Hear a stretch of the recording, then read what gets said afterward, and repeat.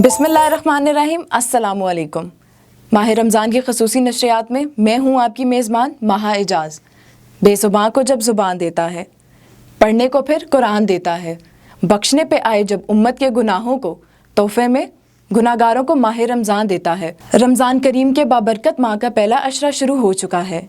ये माह रमज़ान इंतहाई बाबरकत इबादतों और अपने गुनाहों को माफ़ कराने का माह है। रमज़ान करीम के मुक़द्दस माह में खसूसी दुआ करते हैं। तारीख़ में पहली मरतबा रमज़ान के मुक़द्दस माह में कोरोना जैसी वबा आई है। हम अल्लाह ताला से दुआ करते हैं कि अपने महबूब के सदक़े कोरोना वायरस की वबा से हमें छुटकारा दिलाए। आज रमज़ान करीम की खसूसी नशरियात में हमारे साथ टेलीफोन लाइन पर आलिम दीन मुफ्ती नईम साहब मौजूद हैं। उनसे माह रमज़ान की फ़जीलत और इस्लाम हमें क्या तलकीन करता है, मज़ीद मालूमात लेते हैं मुफ्ती नईम साहब से। मुफ्ती साहब, रमज़ान करीम का मुक़द्दस माह हमें क्या तलकीन करता है? इस मुक़द्दस माह में आलिम इस्लाम को क्या करना चाहिए? ये मुक़द्दस माह अल्लाह ताला ने एक बहुत बड़ा इनाम दिया है उम्मत मोहम्मदिया को कि अल्लाह ताला ने इस महीने के अंदर एक रात रखी है जिसका नाम है लैलतुल क़द्र, जो 1000 महीनों से बेहतर रात है। इसकी इबादत का सवाब बहुत ज्यादा है, 1000 महीनों से बेहतर है। हुज़ूर अकरम सल्लल्लाहु अलैहि वसल्लम ने इस माह के जब शुरू हो रहे थे तो आपने खुतबा दिया और एक मिंबर पर खत्म रखा तो आपने आमीन कहा, फिर दूसरे पर रखा आपने आमीन कहा, तीसरे पर रखा आपने आमीन कहा। जिब्रील अमीन ने हुज़ूर सल्लल्लाहु अलैहि वसल्लम से सहाबा ने पूछा ये आमीन क्यों कहा? आपने फरमाया जिब्रील अमीन आए थे और मुझे कहा कि हलाक है वो शख्स जिस पर रमजान मुबारक का महीना आया और उसकी बख्शिश ना हो। दूसरे मिंबर पर फरमाया कि हलाक है वो शख्स कि जिस पर हुज़ूर सल्लल्लाहु अलैहि वसल्लम का नाम आया वो दुरूद शरीफ ना पढ़े। तीसरे पर खत्म रखा आपने फरमाया हलाक हो वो शख्स जिसके वालिदैन जो है जिंदा हो या वालिदैन के मौजूद हो और उनकी वो बख्शिश न करा सके, तो वो आपने फरमाया आमीन। तो जिब्रील अमीन सय्यदुल मलाइका ने बद्दुआ की और हुज़ूर सल्लल्लाहु अलैहि वसल्लम जो सय्यदुल अंबिया है आपने आमीन कहा। तो आप अंदाजा कीजिए कि जिब्रील अमीन का बद्दुआ करना, हुज़ूर सल्लल्लाहु अलैहि वसल्लम का आमीन कहना कितनी सख्त हमारे लिए वईद है। इसलिए इस माह के अंदर सबसे बड़ी बात तो अल्लाह ताला ने कुरान पाक में कहा है कि सब्र इख्तियार किए जाए, बेसब्री ना हो, बर्दाश्त हो। क्योंकि इस महीने के अंदर थोड़ी थोड़ी बात पे रोजा होता है, लड़ाई हो जाती है, आपस में मसाइल होते हैं और मौजूदा हालात के अंदर जबकि कोरोना जैसी वबा आई है तो इन मौजूदा हालात के अंदर आदमी को सब्र, इस्तिकामत और उनसे काम लेना चाहिए। और कुरान पाक की आयत है अगर तुमने सब्र इख्तियार किया तो तुम्हारे लिए जो है जन्नत के तुम्हारा हदीस में आता है कि सब्र जो है वो बहुत बड़ी चीज है। कुव्वत बर्दाश्त होनी चाहिए, थोड़ी थोड़ी सी बात में लड़ना झगड़ना ये नहीं होना चाहिए। दूसरी बात ये है कि ये महीना जो है अल्लाह ताला ने एक फर्ज 70 फर्जों के बराबर किया है, एक नफिल 70 नफिलों के बराबर है। तो जिस तरह सवाब ज्यादा है गुनाह भी ज्यादा है कि अगर एक आदमी गुनाह करेगा तो उस तरह पकड़ भी ज्यादा है। अब हमारे यहाँ तिजारत का हाल देखिए कि रमजान के महीने के अंदर हर चीज महंगी कर दी जाती है, हर चीज की अशिया ताजिर महंगी कर देता है। और आमतौर पर मगरिब के अंदर मैं गया हूँ अमेरिका वगैरह के अंदर, उनके जब महीने उनका दिन आता है 25 दिसंबर जो भी उनके दिन है उसमें वो लोग चीजों को सस्ता कर देते हैं। और अभी सूरत हाल ये है कि हर चीज इतनी महंगी हो गई, वहाँ मौजूदा हालात के अंदर परेशानियां भी हैं, लोगों के कारोबार भी नहीं है, तिजारत भी नहीं है। उसके बावजूद जो है हर चीज अशिया महंगी कर दी गई है, जफीरा अंदोजी कर दी गई है। हमारे हुक्मरान दावा तो करते हैं कि हम जो है काबू पा रहे हैं, वो कोई काबू नहीं पाते। वो बल्कि ये कि चीजों की कमी के बजाय चीजें बढ़ती जा रही है महंगी और लोग परेशान हाल है, भूखे हैं।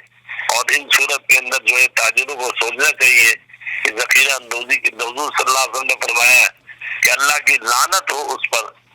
वैसे आपने मना फरमाया लानत किसी को करने से, लेकिन जखीरा अंदोजी करने वालों को आपने फरमाया कि अल्लाह की लानत हो उन पर। तो आप अंदाजा करें कि इनके पैसों में बरकत नहीं होगी, ये पैसे किसी दूसरी जगह निकल जाएंगे, बीमारी में, उसमें اس لیے ہمیں چاہیے، تاجروں کو چاہیے اس مہینے کے اندر غربا کے ساتھ جو ہے وہ اچھا کام کرے، ان کو تقسیم کرے فری میں، بجائے اس کے کہ چیزوں کو مہنگا کر رہے ہیں، انتہائی نقصان دہ۔ مفتی صاحب، ماہ رمضان کے ماہ میں اکثر لوگ افطاری اور سحری کے وقت لذیذ لوازمات سے افطاری اور سحری کرتے ہیں، مگر غریب اور مستحق لوگوں کا خیال نہیں رکھا جاتا۔ ان کے بارے میں اسلام ہمیں کیا نصیحت کرتا ہے؟ دیکھیں، اسلام نے تو ہماری سکھائی ہے کہ تم جو ہے دوسروں کو ترجیح دو۔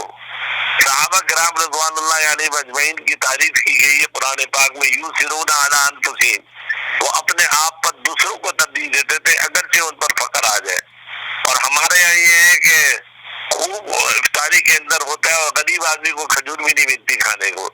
تو اس لیے میں سمجھتا ہوں لوگوں کو موجودہ حالات میں تو اپنے لیے کم سے کم رکھے اور غربا میں تقسیم کرے، ان کو دے۔ اب ہمارا ادارہ ہے، یہاں پر 1200-1500 لڑکے ابھی موجود ہیں۔ حالت یہ ہے کہ ان کے پاس کھجور کھانے کے لیے پیسے نہیں ہیں، کیونکہ جو چندے وندے آتے تھے وہ سارے بند ہیں، لوگ اپنے تعیش میں لگے ہوئے ہیں۔ تو اس لیے لوگوں کو خیال کرنا چاہیے غربا کا، یتیموں کا، مسائل کا اور رشتہ داروں کا، اور اپنے آپ پر جو ہے کم سے کم خرچ کریں تو پھر انشاءاللہ فائدہ ہو۔ مفتی صاحب، آپ لوگوں کا حکومت کے ساتھ 20 نکاتی معاہدہ ہوا ہے، کیا آپ سمجھتے ہیں کہ 20 نکاتی ایجنڈے پر عمل درآمد ہو رہا ہے، خاص کر کے سماجی فاصلے سے متعلق؟ میرا خیال یہ ہے کہ اکثر مساجد جو بڑی ہیں، مدارس ہیں، وہ تو عمل کر رہے ہیں۔ چھوٹی غریب علاقوں میں مسجدیں، مجھے نہیں معلوم ان کا کیا حال ہے، لیکن افسوس کی بات یہ ہے کہ جو عمل کر رہے ہیں ان پر پابندیاں زیادہ ہیں، مسجدوں پر تالے لگا رہے ہیں، اماموں کو پکڑ رہے ہیں، اور جو بازاروں کے اندر رش لگا ہوا ہے، جگہ جگہ ہزاروں آدمی جمع ہے، کوئی سوشل وہ نہیں کیا جا رہا، وہاں کوئی پابندی نہیں ہے۔ افسوسناک بات یہ ہے کہ عبادت گاہوں میں تو عمل ہو رہا ہے، بازاروں میں عمل نہیں ہو رہا، لیکن پولیس جتنی بھی ہے وہ عبادت گاہ میں آ کر جو ہے کھڑی ہو جاتی ہے کہ باہر نکلو باہر نکلو، لیکن جو بازار میں ہو رہا ہے ان کی بھی کچھ نہیں کیا جا رہا۔ میری سمجھ میں نہیں آتا کہ حکومت کی ڈبل پالیسی کیوں ہو۔ بہت شکریہ مفتی صاحب، آپ لوگوں نے مفتی صاحب کی اسلام کے بارے میں گفتگو سنی۔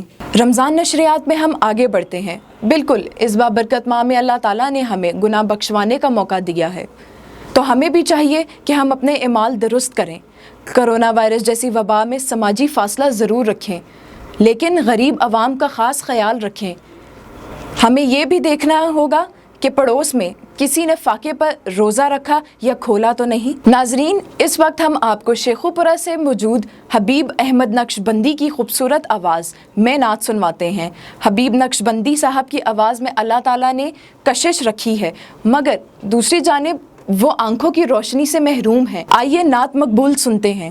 صلی اللہ علیہ یا رسول اللہ،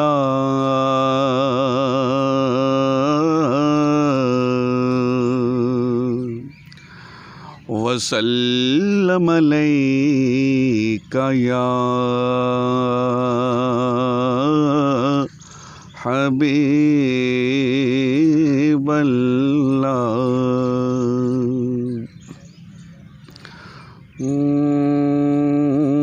لمحہ لمحہ شمار کرتے ہیں،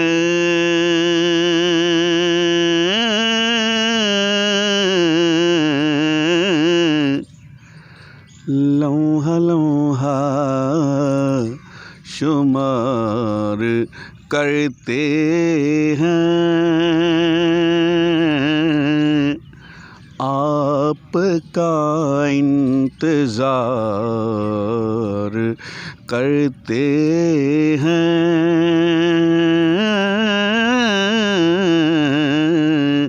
آپ کا انتظار کرتے ہیں۔ ان پہ راضی خدا کی ذات ہوئی،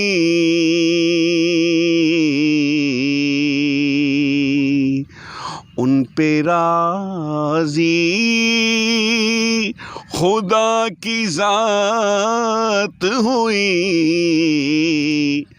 مصطفیٰ سے جو پیار کرتے ہیں، مصطفیٰ سے جو پیار کرتے ہیں، لمحہ لمحہ شمار کرتے ہیں۔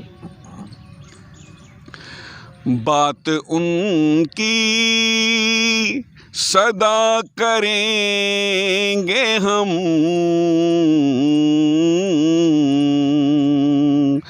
بات ان کی صدا کریں گے ہم، لوگ باتیں ہزار کرتے ہیں، لوگ باتیں ہزار کرتے ہیں،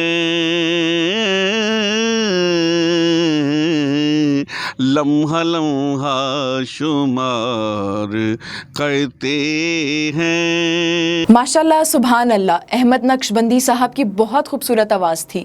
ناظرین، آپ بھی ہمیں اپنی خوبصورت اور سریلی آواز میں نعت مقبول، حمد، قصیدہ ہمارے دیے گئے نمبرز پر بھیج سکتے ہیں۔ اپنی میزبان ماہا اعجاز کو دیں اجازت، کل ملیں گے ایک نئے پروگرام اور نئے مہمان کے ساتھ۔ اللہ نگہبان۔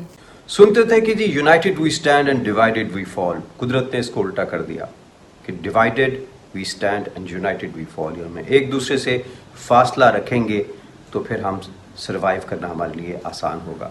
اور پھر لوگ کہتے ہیں کہ اس کی ویکسین موجود نہیں ہے۔ میں کہتا ہوں ہر گھر میں اس کی ویکسین موجود ہے، اور اس کی ویکسین احتیاط ہے۔